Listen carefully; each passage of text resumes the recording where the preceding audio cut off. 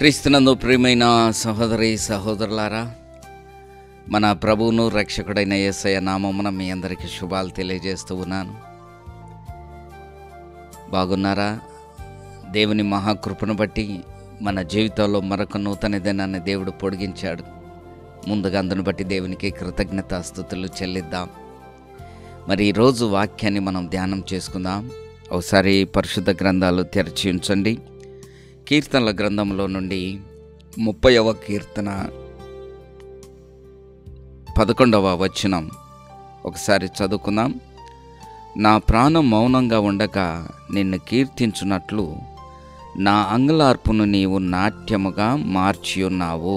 దేవుడు తన వాక్యమును మన వినికిడిలో దీవించునుగాక. ఈ కీర్తన మనం చూస్తే దావీదు కీర్తన. దావీదు జీవితంలో అనేకమైన కష్టాలు, దావీదు కలిగినన్ని శ్రమలు, దావీదు కలిగినన్ని ఇబ్బందులు, దావీదు కలిగిన వ్యతిరేకత ఏ రాజుకు కలగలేదు. దేవుని హృదయానుసారుడిగా ఉన్న దావీదు అనేకమైన కష్టాలు, అనేకమైన శ్రమలు తన జీవితంలో అనేక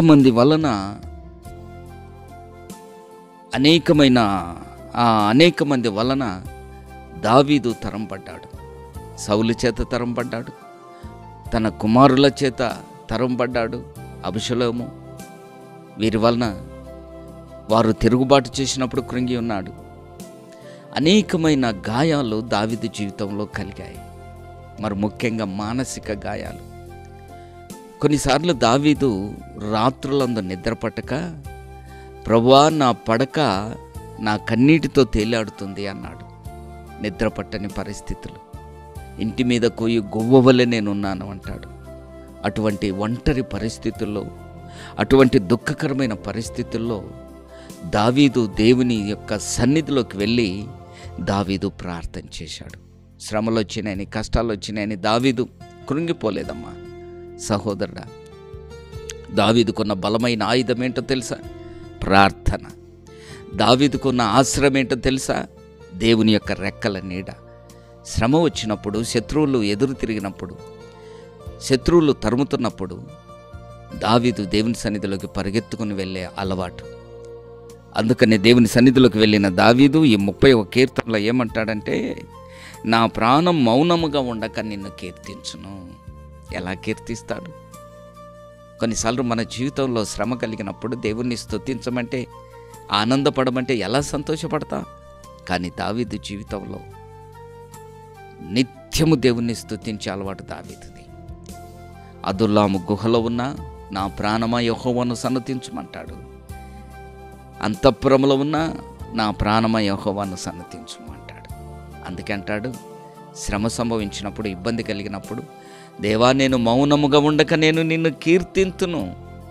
నీకు కలిగిన స్థితిని బట్టి నీవు కీర్తించు దేవుని. నీ కలిగిన ఇబ్బందిని బట్టి, నీ కలిగిన శోధనను బట్టి, నీ కలిగిన అవమానమును బట్టి, నీ కలిగిన నిందను బట్టి నీవు మౌనముగా ఉండక దేవుని స్తుతించు.